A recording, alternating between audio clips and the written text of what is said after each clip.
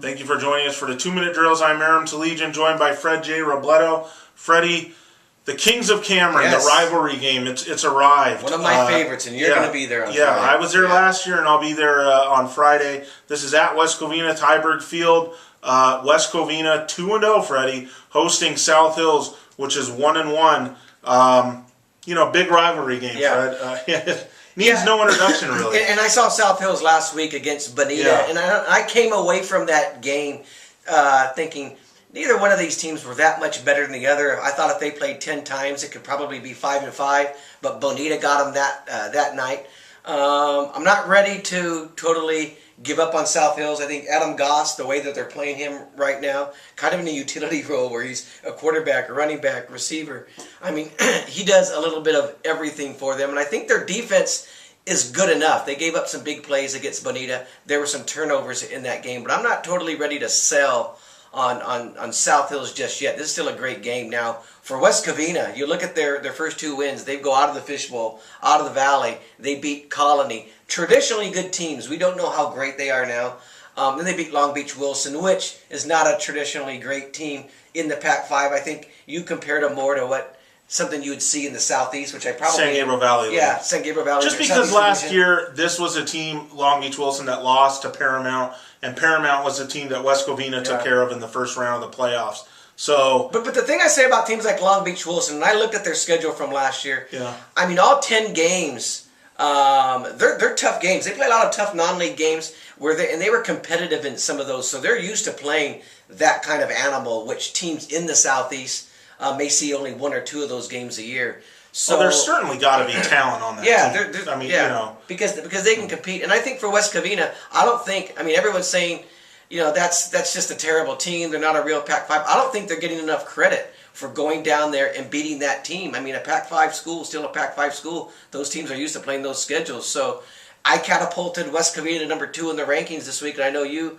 had some issue with that. But when I look at all those teams in the Hacienda, and the Hacienda's strong this year, I like what they've done against their 2 non-ranked teams more than anyone else. A little bit more than Bonita. Diamond Ranch went to number 2 in the Southeast Division's rankings this week. Now, I don't completely have a problem with that. I just think West Covina, what they've done is a little bit more impressive, and they've won those games easy. Yeah, West Covina would not be my choice to be the number 2 ranked team in the Tribune area, but I can see the case for them and probably 4 or 5 other teams. Right. So, I mean, this early in the season, and without me personally having seen these teams, which I'll finally get to do on Friday night, it's a little hard to say when you haven't seen them. And that's, for you and I, this is kind of what the non-league is about, getting out to these games before league so we have some kind of grip on what we're actually, talking about here.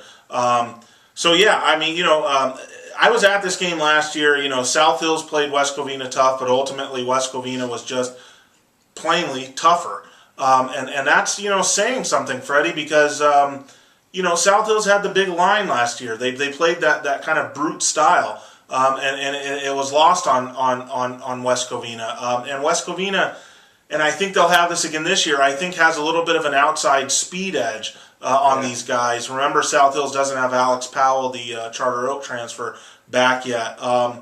However, I think that because South Hills may be able to pass a little more effectively this year, and maybe South Hills can force West Covina into passing downs and maybe test out Taryn at quarterback, you're in for another really close game. I don't know how anyone can pick this game with conviction. That's kind of the thing. So, the thing about these 2 teams is when you're defending for them or game planning, they're pretty predictable. You know what West Covina's going to do. I mean, and both teams have pretty good defenses. I really think this game is going to come down to those big plays that you don't expect from 2 teams that are really not big play teams. I think sometimes they grind you into a certain game that you're playing, and all of a sudden you see the big throw for a touchdown. I think something like that could decide this game. West Covina is throwing the ball a little bit more than they have. They're trying to mix it up a little bit more, because they have a Sidney Jones. Yeah, yeah. But I don't think it's going to be a blowout either way, Aram. I like it in a close game, but I like West Covina right now. I think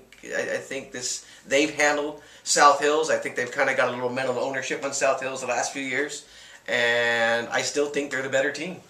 When I break down this game, Freddie, my trouble doing this is that, for a team like South Hills, can they get, outside opportunities? Can they get their receivers, downfield, past West Covina DBs, past those types of guys?